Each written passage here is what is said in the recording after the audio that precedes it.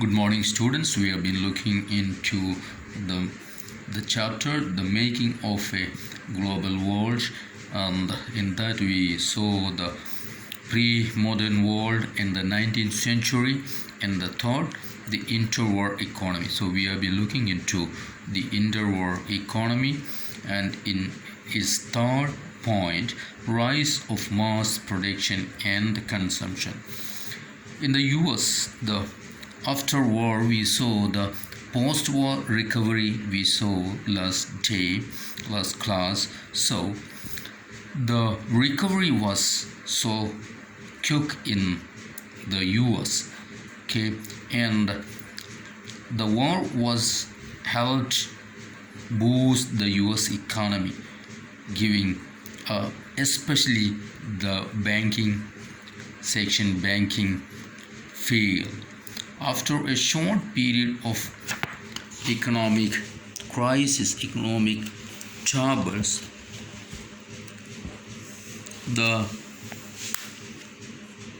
in the years after the war, the US economy resumed in strong growth in the early 20s. Okay, so that is the early 1920s. So US economy revived from the war effects or what the post-war conditions. So how the world war affected Europe and other countries, but US revived from this very soon. And see, one important feature of the US economy of the 20s was mass production in the industrial revolution. After the industrial revolution, and the production that's in huge amount the production was coming, that's mass production. The move towards mass production had begun in the late 19th century, but in the 1920s it became a characteristic feature of industrial production in the US, and the pioneer is Henry Ford, and you may know the Ford cars. Okay, so the car producer, and that is Henry Ford, he adapted this the assembly line.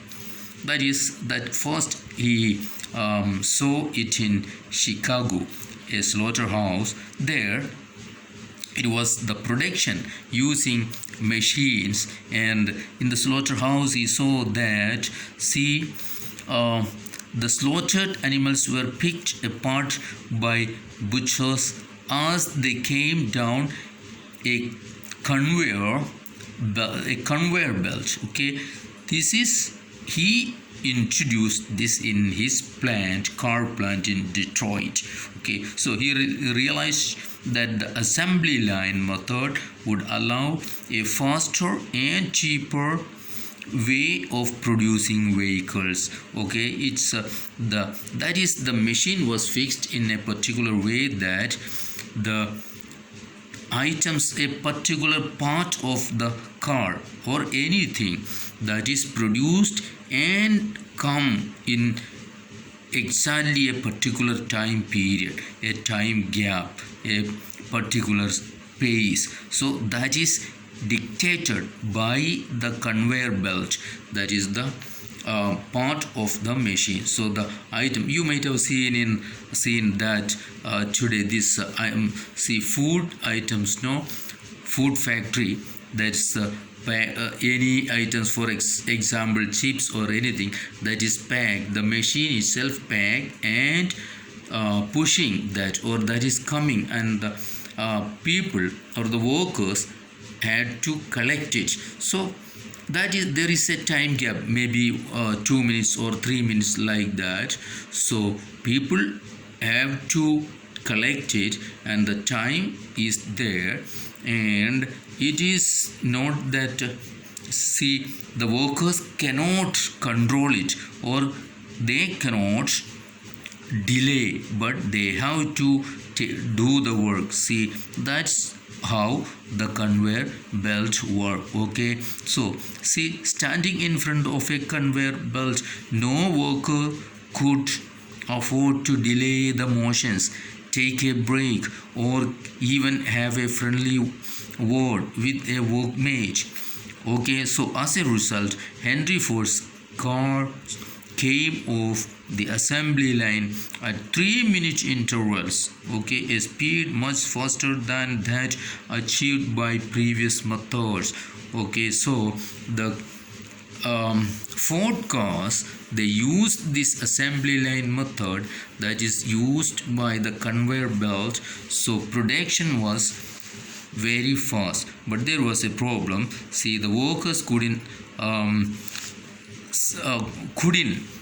adjust with this new method, and many workers left job. They couldn't say work with this conveyor belt or the assembly line method, so many quit the work job. So what the company did is that raised the wage to double in 14, and then one more thing the company did, banned the trade unions and like this. But again, he how the high wage he recovered by repeatedly speeding up the production line and forcing workers to work ever harder.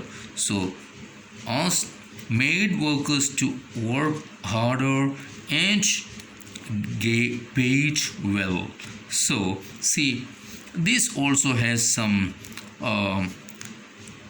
result or effect.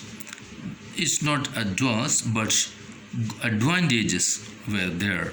See, many other industries also use this method, assembly line method of the Ford cars or Henry Ford, and they were also widely copied in Europe in the 20s. Okay, in 1920s, Europe also followed these Fordist industrial practices. Okay, and now how the work, of course, this work, the mass production cost, it had its own results, advantages also.